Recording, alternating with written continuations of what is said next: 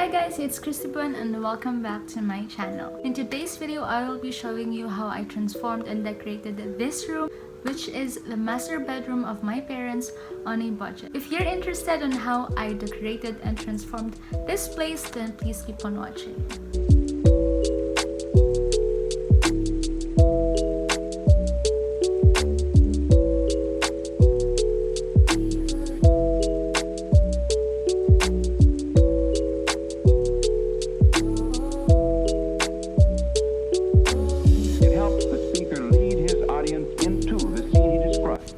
For this accent wall, I have decided to do a two-toned wall.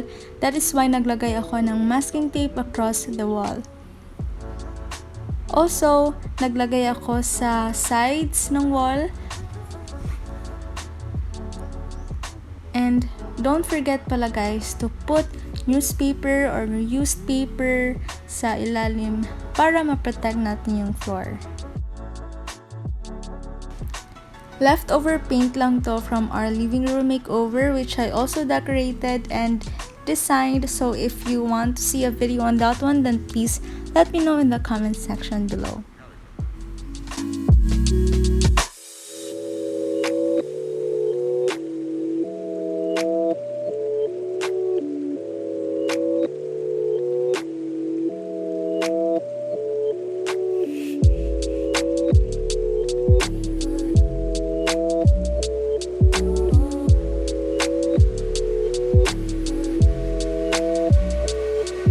Why?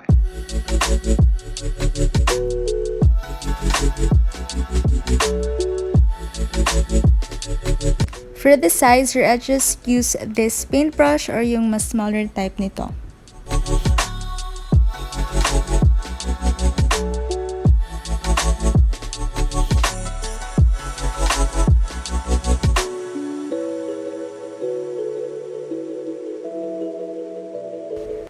For the first DIY is ni-recycle ko lang or ni-revamp ko lang yung super baduy na wall art from my parents' room. So I just painted this all white.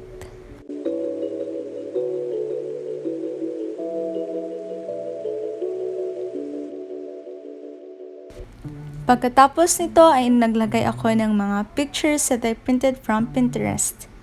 And to hang these wall arts in place, ginamitan ko siya ng yarn and adhesive hooks. As you guys can see, nagstaple lang kami ng yarns from this side to the other side. Also, nag-make pala ng knot si Papa dito para magstay in place siya. Para mas maging tighter din.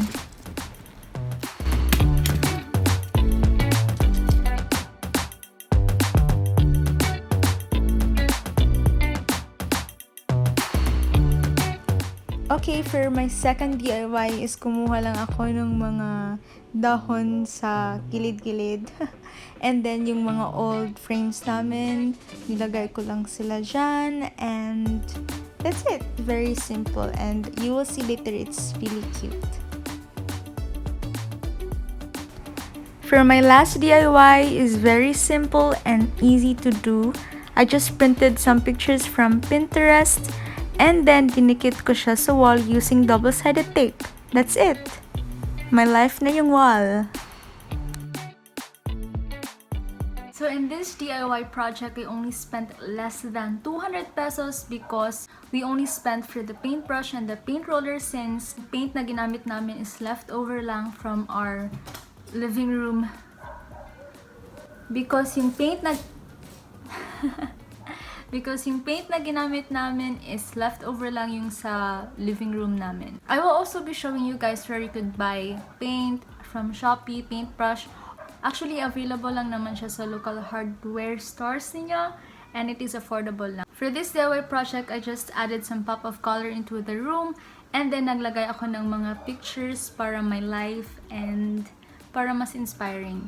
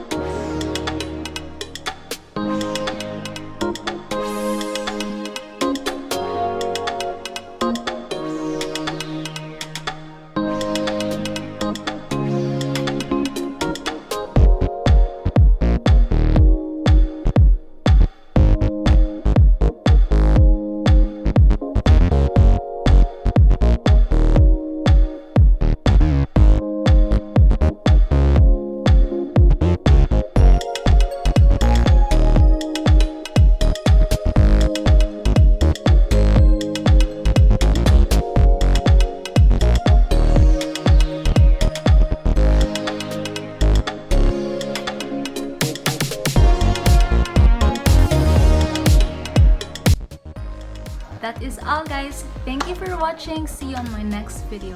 Bye!